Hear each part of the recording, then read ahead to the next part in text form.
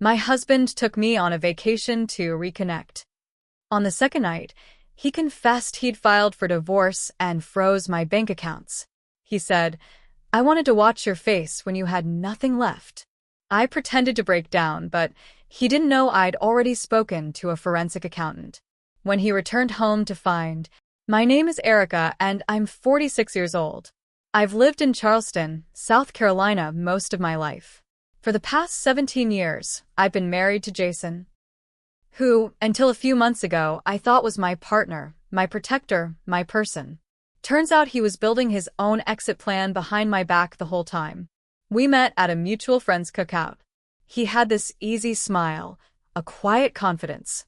I was teaching elementary school back then and living in a tiny rental with too much student debt.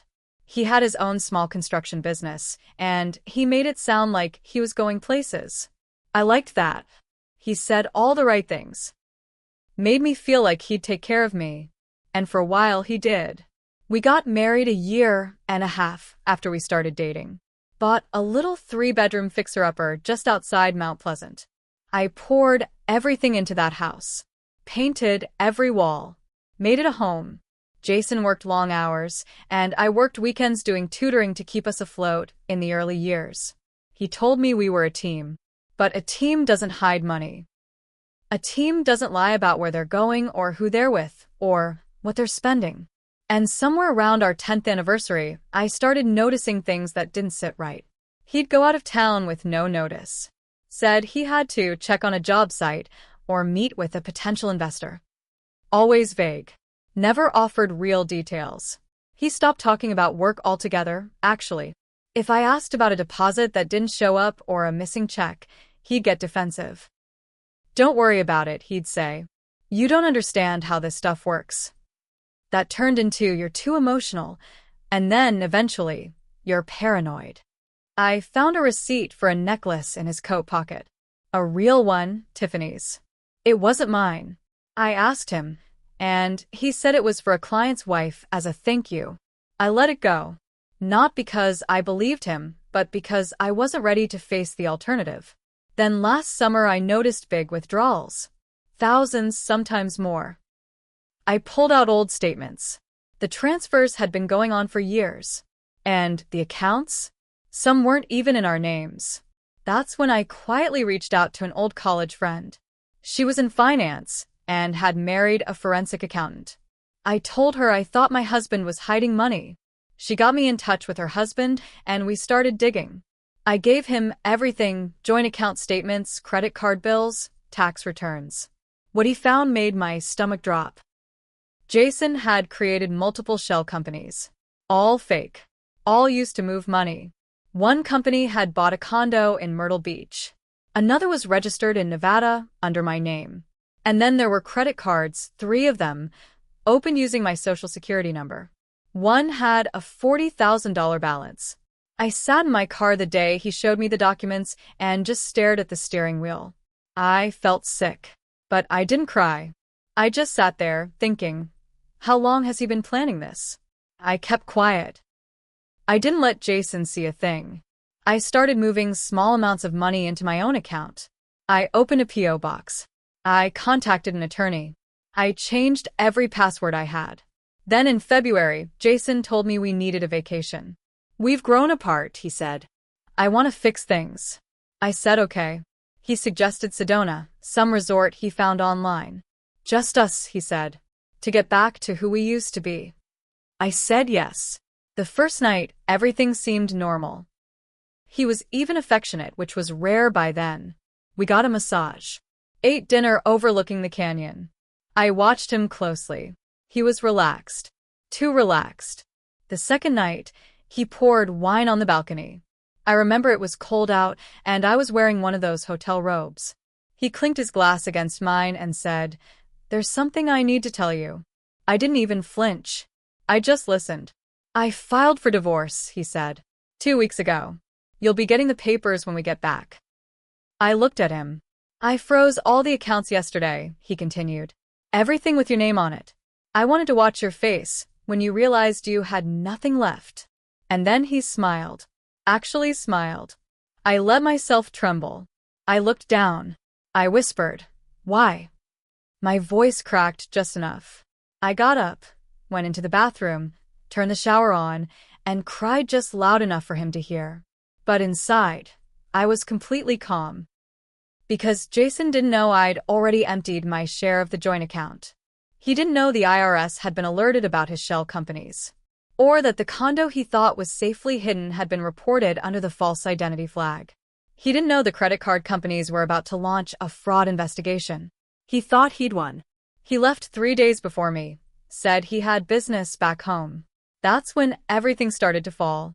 His office was locked up, IRS audit.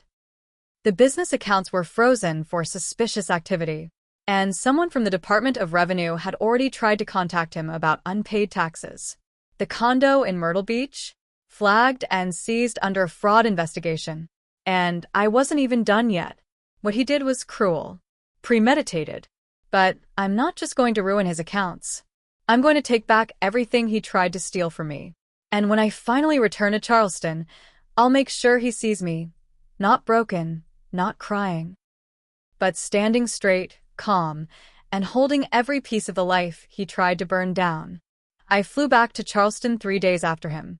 The moment I landed, I turned my phone back on and saw 5 missed calls from my lawyer, 2 voicemails from a blocked number, and 1 text from Jason.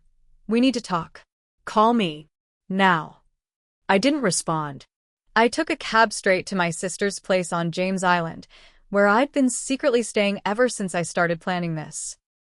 I had already moved my personal things out of the house a week before the trip, slowly over several days, while Jason was away on one of his so-called work weekends. He never noticed. Or maybe he did, and just didn't care. Either way, by the time he got home, our master closet would have looked oddly empty. I met with my attorney that afternoon. The divorce papers had been served while I was gone, just like Jason promised. What he didn't count on was that I had already filed a countersuit on grounds of financial fraud, identity theft, and marital misconduct. And because I'd had the forensic accountant's full report notarized and submitted, we had hard evidence. This wasn't just a messy breakup anymore. It was about to become a criminal investigation. Within a week, his construction license was suspended. His clients pulled out. Some started threatening lawsuits after they heard about the IRS raid. He tried calling me again. Sent an email with the subject line, "Let's be civil." I didn't answer. There was nothing civil about what he did. Then came the real hit. Turns out Jason had been cheating for years, with more than one woman. But one of them, Shannon, was a former employee at his office. She had been getting consulting fees through one of the fake LLCs. When those payments stopped cold after the IRS freeze, she got nervous and lawyered up fast. Her lawyer contacted my team and offered full cooperation in exchange for immunity from civil charges. She handed over emails, texts, even copies of hotel receipts Jason had reimbursed through the business. She also gave us something I never expected: audio recordings. Jason had been sloppy.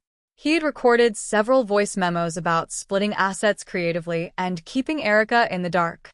One recording had him laughing about opening the credit cards in my name. "She'll never see it coming," he said.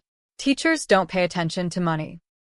That recording ended up with the Charleston County District Attorney. Jason's lawyer finally reached out directly. They offered a settlement, 50% of the assets, if I agreed to drop the criminal complaint. I said no. I wanted the court to see every single dollar he stole, every lie, every name he forged. I wanted it all on the record. He started to unravel fast. He fired his lawyer, then begged for mediation. Claimed he was under a lot of stress. Told mutual friends I was vindictive and unstable. One of those friends, Paul, an old neighbor, called me to warn me. Jason was trying to control the narrative. Said I was having a breakdown. Said I was just bitter. Paul didn't believe it. He told me to keep going. That was all I needed to hear. Meanwhile, my forensic accountant found more. Offshore transfers. A PayPal business account linked to a woman in Arizona, another mistress. We subpoenaed bank records.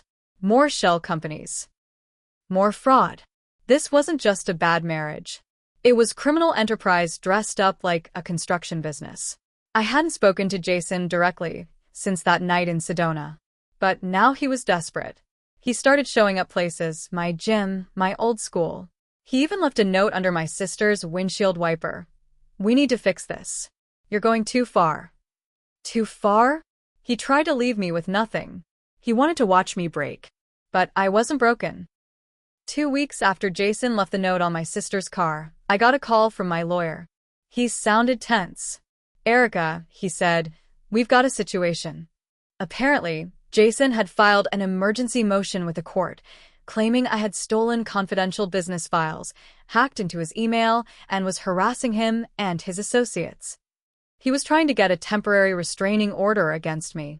At first, I laughed. Then I realized what he was really doing, trying to flip the narrative. If he could make me look unstable, maybe he could muddy the waters enough to delay or derail the criminal investigation. Maybe even weaken my civil case. It was desperate, and it was calculated. My attorney was ready for it. We filed a countermotion the same day, with all the proof of what he had done: identity theft, financial fraud, and the recordings we got from Shannon. We also submitted a letter from the forensic accountant detailing the chain of custody on every document. Nothing had been hacked. Everything was retrieved legally, from joint accounts or public records. The judge threw out his motion. No restraining order. But it showed me something important. Jason was panicking. And when men like him panic, they start making mistakes. Then came the next twist, and this one hit hard. My accountant found a $60,000 transfer that didn't come from any of Jason's fake companies. It came directly from my name, from a line of credit I didn't even know existed. The account had been opened 4 years ago, in a small community bank in North Carolina, same town where Jason's cousin lived.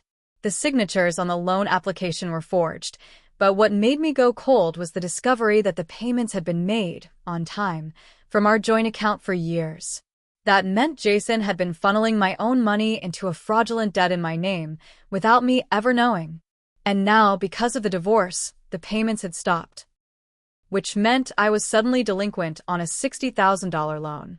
I sat at my sister's kitchen table staring at the notice from the collection agency. I didn't cry. I didn't scream. I felt empty. I'd been so careful, so ahead of him, and still, he'd found a way to bury me in new debt. But it gave me something else. Another weapon. That forged loan was now added to the list of federal violations. My attorney immediately filed a report with the South Carolina Attorney General's office. Identity theft, bank fraud, and willful concealment of marital assets. Jason had no idea how far this would reach. And then one night, I got a message from someone I didn't recognize. A woman named Rachel. She said she found me through a mutual contact, Shannon, and that she thought I should know something. I called her. She told me she was Jason's ex-fiancé. From before he met me. They were engaged briefly in his early 20s. Said he left her out of the blue. Cleaned out her savings account, $18,000, and disappeared. She never saw him again. Never got the money back. Never even told the police because her father said it would be too messy. But now, she wanted to testify. She was willing to make a statement. Even had copies of emails he sent her after he left. One line stuck out to me. "You are just practice. One day I'll find someone with more to lose." I hung up the phone and just sat there, stunned. It had never been about love. It had always been about control, power, and getting away with it.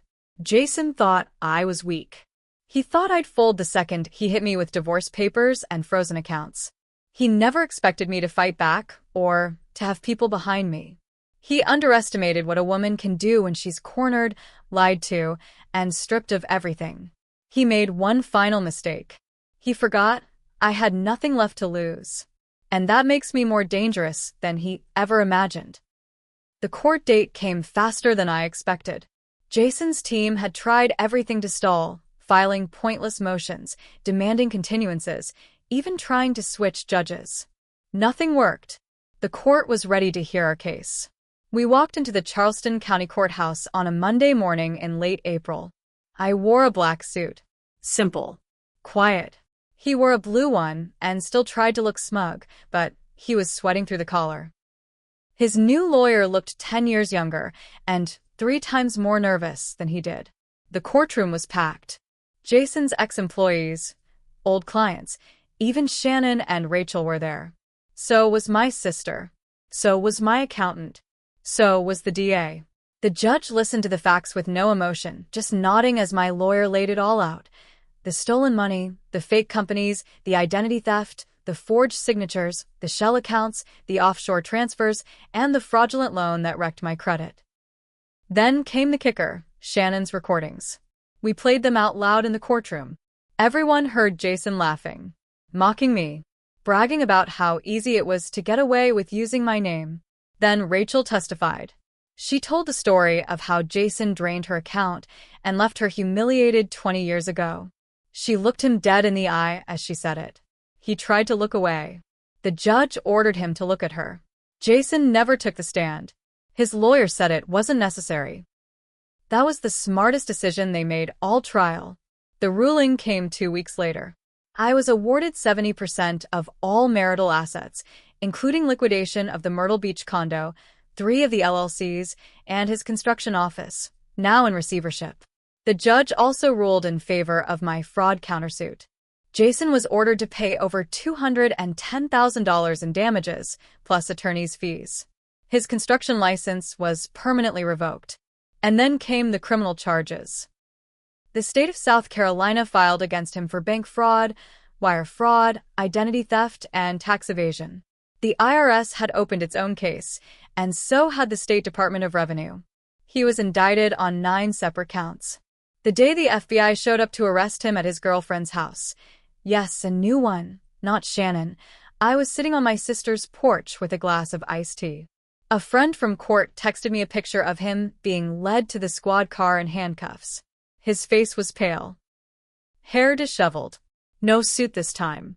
He was released on bail a few days later, but the damage was done. His accounts were frozen. His name was blacklisted in every construction network from here to Florida. He moved into a cheap apartment downtown. Word got out. Everyone knew. People stopped returning his calls. The friends he once bragged about having in high places? Gone. Shannon leaked the recordings to a local news blog. Rachel gave an anonymous interview to the paper. They ran a story. Charleston contractor accused of defrauding wife, facing federal charges. He tried to reach out once. Sent me an email titled, "You win." I didn't reply. This wasn't about winning. This was about survival. This was about looking someone in the eye who tried to destroy you, who planned it, who smiled while doing it, and making sure they watched as everything they built on lies came crumbling down. I'm still rebuilding. I've got debt to sort through, court appearances left, and a long way to go to fix my credit. But I sleep at night. I wake up and breathe. I'm free. He took years of my life. But I took back everything he tried to steal, and then some. Jason used to say I wasn't strong enough to handle real life.